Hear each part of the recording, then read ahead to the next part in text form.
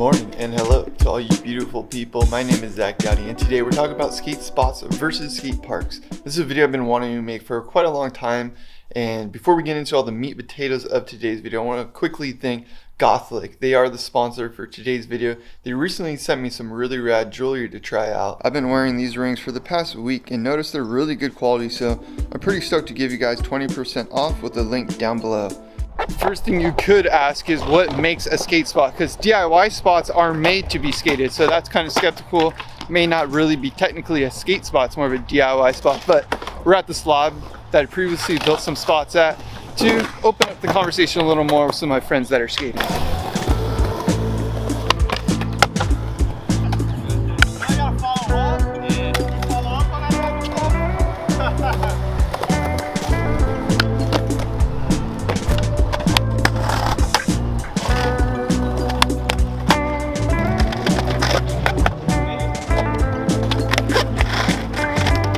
As much as I love skate parks and riding at skate parks, I do think skate spots and even DIY skate spots do allow or do kind of form more creative skateboarding, because it's not as like linear. You have to be more creative in a way, and you have to like work around different obstacles. So yeah, skate spots I think do allow for more creative skating. That's subjective to my opinion, but because skate parks are just so one way, you kind of have to skate them in like one certain way. Hey Andy, you got anything to say about skate parks versus skate spots? I did read this Justin Henry interview recently where he talked about how it's like a place to like sharpen your blade, so to speak. Ooh, yeah. And maybe that's like a good way to look at it. Like if you got a spot in mind, it's a good place to go and get ready for something if you're gonna throw down. Like warm up and get like before you get the boot. Yeah, definitely. Yeah, if you got to move for a spot, might be a good place to try to learn that move or perfect it. Yeah. That's a good way to put it. Yeah, it's kind of like almost like a training ground, but you're not training, because training, I don't know, it sounds like a weird word to use in skateboarding, but it's a way to practice. Yeah, I like that. Sharpen your knife. That is a good way to put it. It just seems more free when you see it like in the streets versus like in a skate park, because it's so curated. Where in the streets you really have to curate it for yourself.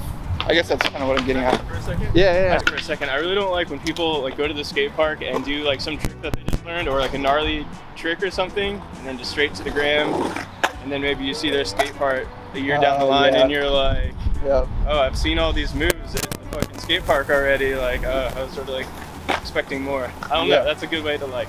It is a good way to summarize.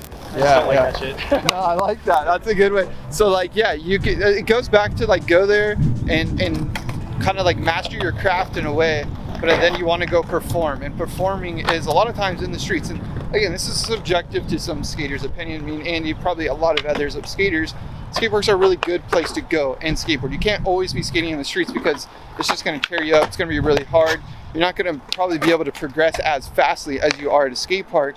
But at the end of the day, you are going to get a lot more satisfaction doing a trick on something that wasn't made to do a trick on. We're gonna hit a skate park after this and talk about some of the cons of skate park skating as well.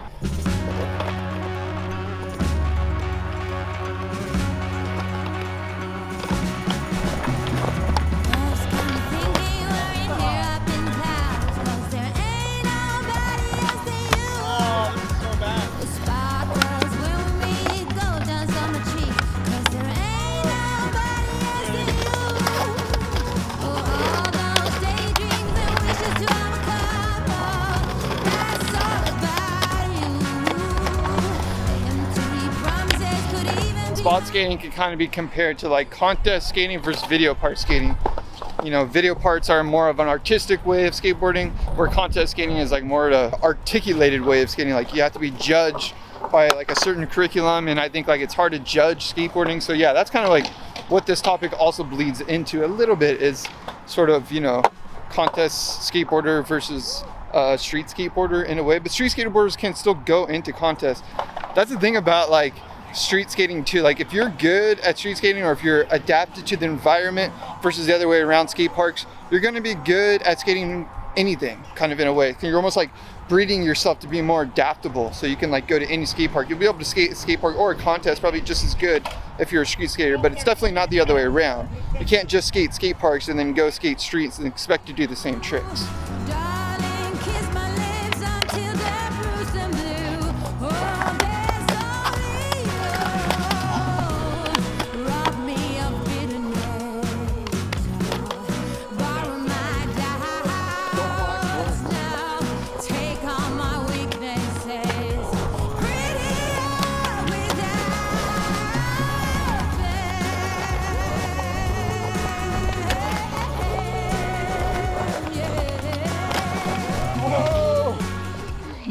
Jeez, you're right.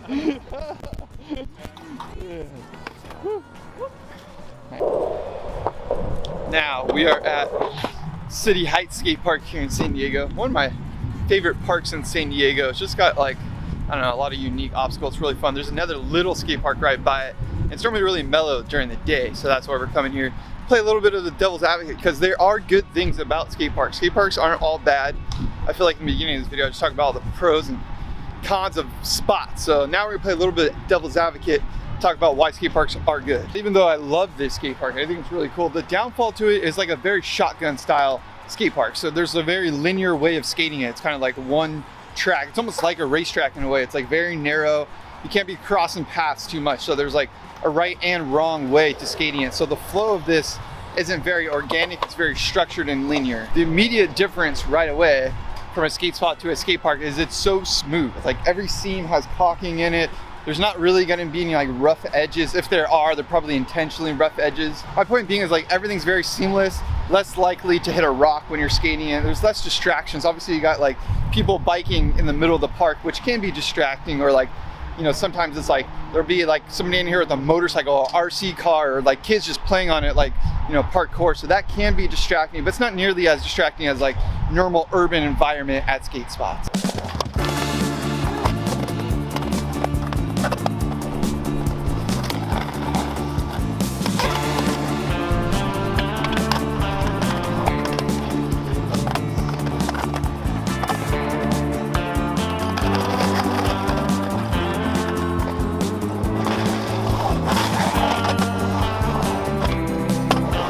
Now, one of the good things about skate parks, though, I feel like I've been hating on the skate parks a lot in this video, and I'm not trying to make it sound like I hate skate parks, because I love skate parks. They're actually, it's a balance. Like, if there's one thing I want to talk about, like your skate park legs and your street legs. We'll get into that in a second, but the good thing about skate parks like this one here is you have really small transition that you can learn tricks on, and then you have like really big transition like the bowl over there. It's got pull coping, a lot of different surfaces. So you got metal coping, pull coping, noping.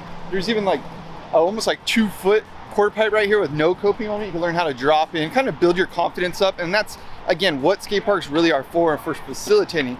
It's not the place to end everything though. It's almost like brushing up your knife. Again, you know, that's what it's about. And there's a lot of different ways to learn stuff here. Like there's low ledges, low flat bars, and there's big ledges and big stuff too. So you can really like, you know, hone your craft again.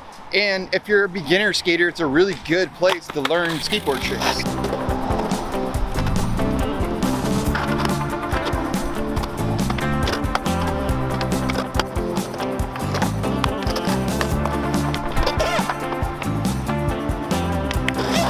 Kind of get your street legs when you start skating spots a lot longer. So lately I've been skating a lot of spots, so I kind of have like my street legs on. I'm trying to like film more stuff in the streets.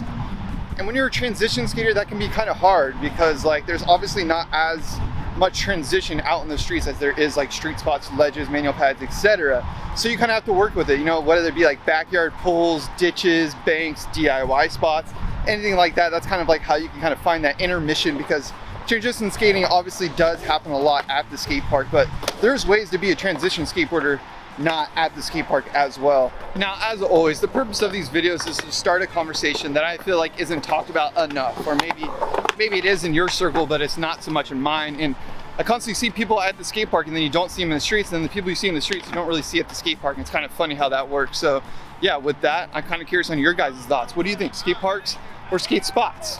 After all this is said, I think the thing that I will say with skate parks is it's hard to be unique. No matter how talented you are, no matter how good you are, you film in the skate park, you post it to your Instagram. There's a lot of people out there just like Instagram skaters that just film everything at a skate park, and that's cool. But it's, I guess for me, subjective to my opinion, it's not visually appealing.